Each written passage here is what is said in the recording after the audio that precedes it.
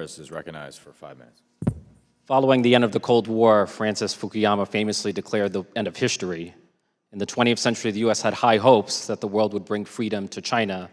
Today, in the 21st century, instead of hoping that the world will bring freedom to China, the US fears that the CCP will bring a totalitarian police state to the world, and will do so to an extent that not even George Orwell himself could have imagined.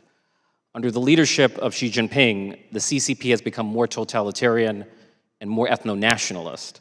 The totalitarian turn and ethno-nationalist ethos of the CCP has led to a genocide against Uyghur Muslims and heightened aggression against Taiwan.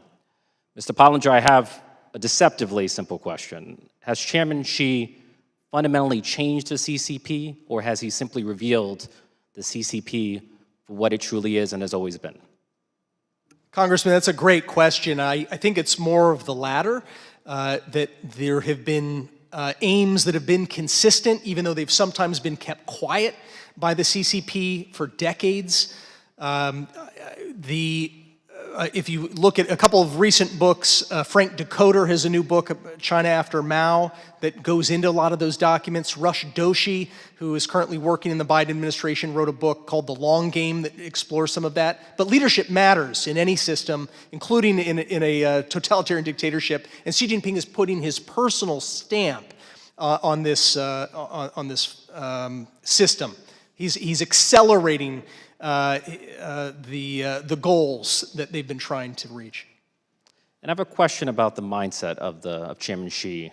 Does Chairman Xi know that his consolidation of power likely comes at a cost to economic growth, as evidenced by the zero COVID policy? And if he knows, does he even care?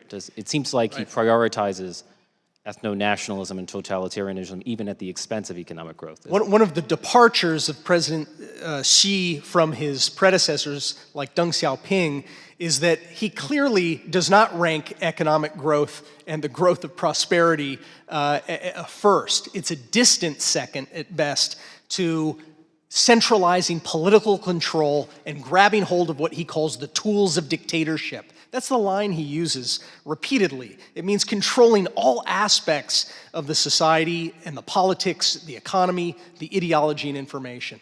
Now, even though China remains intent on overtaking the United States as the world's largest economy, the CCP is confronting a perfect storm: a debt crisis, a demographic crisis, and a declining productivity crisis.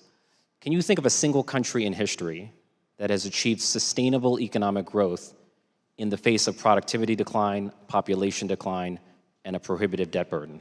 And I'll start with you, Mr. Pollinger. Not that I'm aware of. Mr. McMaster, can you think of one? Not that I'm aware of, Congressman. Mr. Scott Paul? One doesn't come to mind, Congressman. So given the lack of a historical precedent, Mr. Pottinger, are you skeptical that China will surpass the United States? Quite skeptical that they will. The real issue is how much damage can they do to their own people and to the rest of the world before the moment of truth arrives for their system. Mr. McMaster? Congressman, I'm optimistic in terms of our ability to prevail if we stop underwriting our own demise. Mr. Paul? I think it's an open question. China is starting to choose its friends differently, and if its friends are Russia and Iran, then we have larger issues to be concerned about. You know, during World War II, we saw sentiment against the Japanese government metastasize into discrimination against Japanese Americans, resulting in one of the darkest moments in American history, the mass internment of Japanese Americans. In our bipartisan efforts to confront the real challenge of the CCP, we must never allow sentiment against the CCP to become a pretext for discrimination against Chinese Americans. Calling into question the loyalty of Chinese Americans, as a member of Congress recently did, is as dangerous as it is deplorable. If we allow the CCP to change who we are and turn America against Americans, we will lose the moral authority we rightly claim. The strategic competition with the CCP is not merely about interest, but about values, and we must remain true to our values, and nowhere more so than here at home. I yield back. Mr. Jimenez,